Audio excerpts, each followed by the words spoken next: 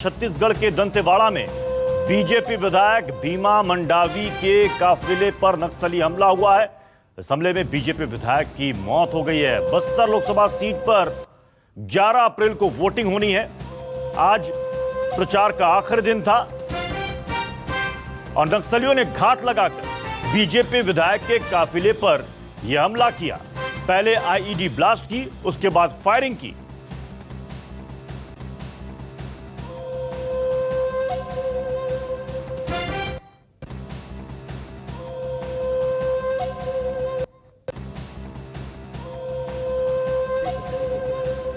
अभी प्राथमिकी सूचना मिली है। अभी हमारे अधिकारी और फोर्स हमारा मौके पर पहुंच रहा है। उसके बाद मैं आपको उसकी कुछ डिटेल बता पाऊंगा।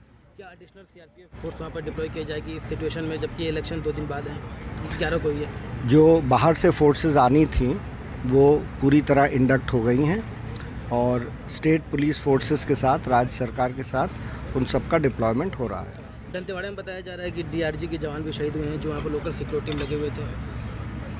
अभी उसके बारे में विस्तृत जानकारी प्राप्त होने के बाद ही मैं आपको कुछ बता पाऊंगा। इसके अलावा 11 तारीख को जम्मू कश्मीर और नक्सली प्रभावित क्षेत्रों में भी इलेक्शन है। इसके लिए सीआरपीएफ कितनी तैयारी है, कितने बड़े लेवल पर तैयारी है? तो ये देखिए, ये तस्वीरों में आप देखिए जवान मोर्चा संभाले हुए नक्सलियों के खिलाफ। दूसरी तरफ देखिए एक बड़ा सा गड्ढा हो गया जहां पर आईईडी ब्लास्ट करके काफिले में शामिल गाड़ी को उड़ाया गया है नक्सलियों के द्वारा। वहां पर एक बड़ा सा गड्ढा हो गया। कहा जा रहा है कि पहले उन्होंने विस्फोट किया और उसके बाद अंधाधुंध फायरिंग की उस काफिले में। इस हमले में 5 सुरक्षाकर्मी शहीद हो गए। अगर इस खबर के बाद सीएम भूपेश बघेल ने हाई लेवल मीटिंग बुलाई है। आपको बता दें, इससे पहले भी दंतेवाड़ा में नक्सली हमले का लंबा चौड़ा इतिहास रहा है। जयप्रकाश हमारे साथ, हमारे संवाददाता इस वक्त जुड़ चुके हैं। जयप्रकाश, इस वक्त क्या अपडेट है आपके पास?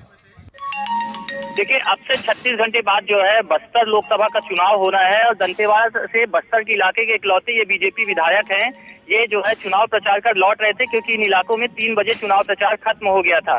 तो ये नकुलनार से दंतेवाड़ा लौट रहे थे, तभी नक्सलियों ने घात लगाकर आईईडी ब्लास्ट किया। इनके काफिले में 5 गाड़ियां चल रही थी और जैसे ही पहली गाड़ी निकली, दूसरी गाड़ी में बीजेपी विधायक भीमा मंडावी बैठे हुए थे। उनके साथ 5 जो है सुरक्षाकर्मी बैठे हुए थे और नक्सलियों ने आईईडी ब्लास्ट किया। ब्लास्ट इतना तेज था कि भीमा मंडावी सहित 5 जो जवान हैं उनके मौके पर ही मौत हो गई।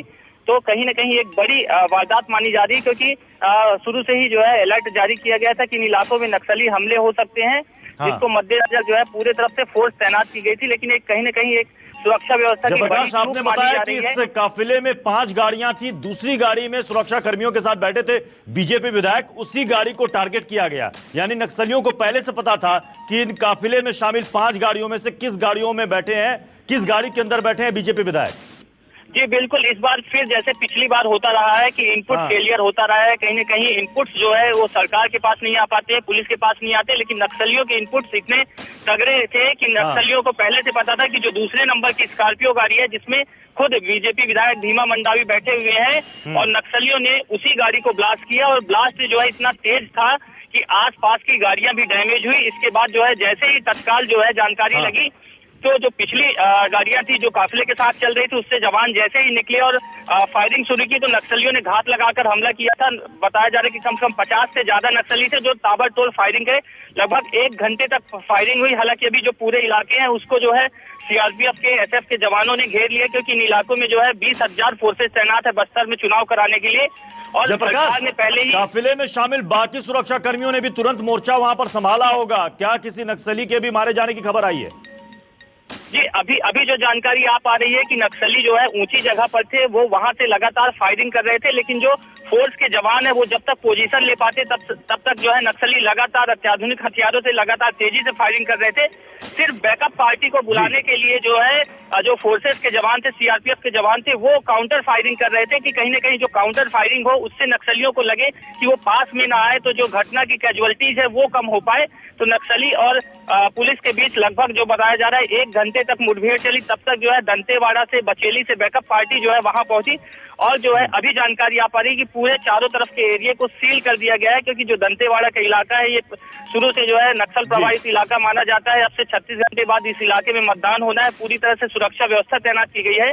लेकिन एक बात जो फिर से जो है इनपुट में बड़ी चूक हुई है, क्योंकि पहले ही जानकारी आ रही थी कि लगातार नक्सली लोकसभा चुनाव के मद्देनजर कुछ बड़ा हमला कर सकते हैं। लगातार इस इलाके में वोट बहिष्कार, मतदान बहिष्कार की अपील करते रहे, लोगों को डराते धमकाते रहे, और कहीं ना कहीं उससे पहले ये धमाका करके एक बार फिर से डराने की कोशिश की गई है वोटरों को, मतदाताओं को।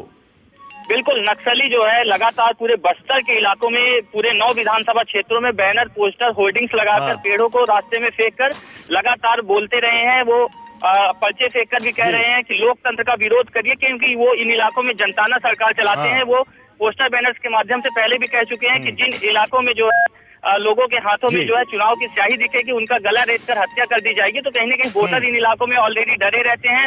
मतदान कर्मी भी जो है उनको जो है हेलीकॉप्टर से यहाँ पर लाया जाता है और मतदान के बाद हेलीकॉप्टर से ही लाया जाता है, क्योंकि बहुत बहुत शुक्रिया जयप्रकाश।